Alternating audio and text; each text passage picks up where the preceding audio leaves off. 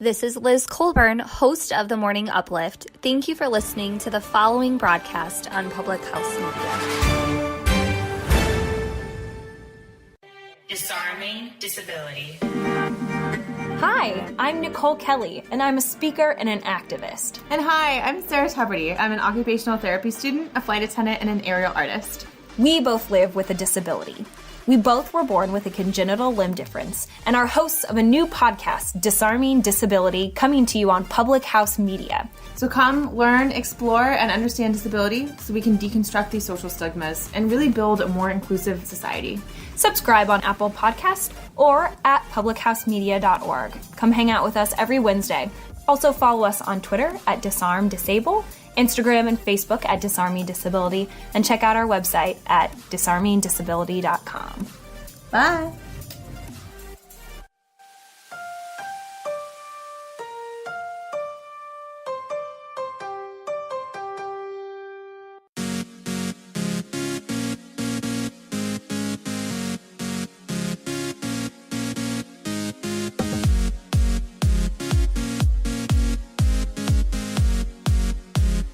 The goal isn't to get rid of all your negative thoughts and feelings.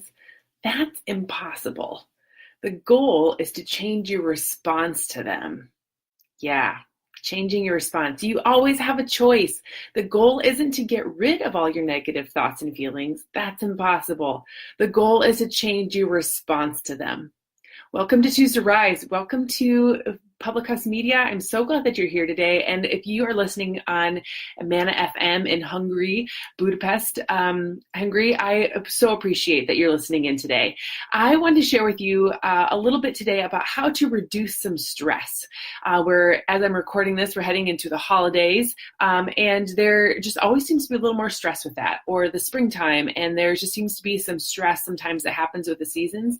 And if I were honest, there's stress that happens all year long. So hopefully, whenever you're listening into this, you know that these 5 stress-reducing activities, these tips, will help you not only, you're not ever going to get rid of the negative thoughts and feelings, but you are going to be able to respond to them differently. And when you have things in your toolbox that are going to help you do that, it makes life a lot easier. So that's one of the things that I love to do here on Choose to Rise, is I love to give tips and strategies, things that I've done, things that have worked for me, things that have worked for other people that I work with on a regular basis, and are able to help other people rise up out of their current situation and live their best life. That's the whole goal here, is just learning to live better and to live healthier, live a happier life, and to live more connected to the purpose that God gave us. So if you want to connect with me more, if you want to learn more about me, head over to chooseriseup.com. You can scroll through the different pages there and scroll all the way to the bottom of any of them and connect with me and just learn how to be a part of what we're doing. You can also head and find Choose to Rise Up on Facebook and just be a part of the community of growth and positivity. All right. The goal isn't to get rid of all your negative thoughts and feelings. The goal is to change the way you respond to them. And so today I want to give you 5 stress coping activities, 5 things that you can do to really, get rid of stress, not really eliminate it, but really reduce it in a way, and how you can respond differently to the stressful situations. The first thing is to be aware. So identifying unhealthy coping mechanisms. A lot of times we have so much stress in our lives that we have unhealthy ways of responding to it. And with whether it's social withdrawal, if it's oversleeping, it's overeating, maybe it's just stuffing yourself with fatty foods and things that are not really even food, that are just man-made things that we call food, mindlessly watching TV without caring what you're watching, using medication to relax you. Maybe it's drinking alcohol, maybe it's smoking, maybe it's you with outbursts, like taking your stress out on other people with arguments, or just whatever it might be. Identifying what it is that you're doing currently for those coping mechanisms, and identifying whether it's a healthy way of dealing with it or an unhealthy way of dealing with it. When you're aware of what's happening, you're much more apt to change it. You have an idea of what you need to do. You can see the triggers, you can feel the emotions, and you can learn to do something different.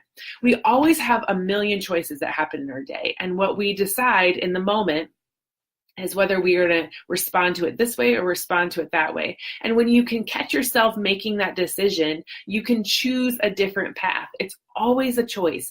And it may seem like life is happening to you, but you always have a response. You always have a choice in how you can respond to things. We just typically respond in our default mode. But if we are to really think about it and really get into our adult brain, our logistic side of our brain, we'll be able to come up with different options of coping with stress. And so another strategy for you is, for the first thing is to be aware, identify it. The second thing is to be physically active. Whether you are dancing, whether you're running, whether you're going on a walk, whether you are interacting with your family, working out every day like I do, you need to make sure that you are getting physically active. Reducing stress with activity is one of a very powerful thing to do. Not only does it help your body be healthier in the sense of endurance and activity, but it also just kind of burns off some of those things. It can be a massive release of energy and negative built up inside of you. And that's one thing that I love to do on a regular basis. One, exercise is absolutely a stress reliever for me. It also is a great way to just change your state. Tony Robbins will say this all the time. If you want to change your mind, you have to change your state. So physically bouncing on a rebounder, getting outside on a walk, pushing play on a weights workout, a cardio, whatever it might be, getting physically active can dramatically reduce your stress, and it can dramatically change your mood and your mindset on a lot of things. So when you can push through a hard workout, it gives you that sense of accomplishment, and it makes you know and tells your body that you can push through any stressful situation, whether it be physically or mentally or emotionally, because you are stronger than you believe you are. Did you know that? Yes. Number one, be aware. Number two, get physically active as a way to reduce stress. Number three, build and maintain healthy relationships. Now, this one is a big one because not only are you going to build and maintain healthy relationships that will cause less stress in your life, but you can also build healthy and maintain healthy relationships to be resources for when you are stressed out. So talking to a colleague at lunch, being able to call, text, or an email an old friend to catch up and to share and to just talk about some of the things that are stressing you out. Those are ways that you can really let it out. When you are holding all of the stress in, you're bottling it all up, and you're keeping the emotions inside of you, it can just eat away at you. But the best thing to do is to get it out of your system. So by building and maintaining healthy relationships, you have someone that you can call for that walk. You have someone that you can schedule a weekly meetup with and just, share the thoughts and feelings that you have and really be able to maintain a healthy stress life.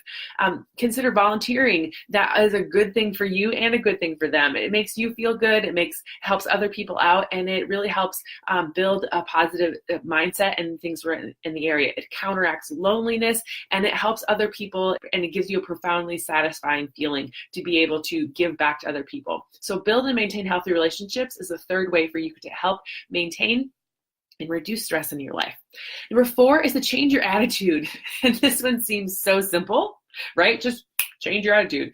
But at the same time, positive thoughts and thinking positive thoughts and saying positive things, and stop trying to overthink every single little detail, getting rid of the worry periods in your life and allowing yourself to stress out of a short period of time instead of the whole day long. Being able to change your attitude, being aware of the situation first, but then being able to change your attitude by just simply changing your thoughts is a great way to reduce your stress. When you think about life in general, you know that there's going to be crap that happens to us, right? There's going to be things that just come up that are not going to be pretty.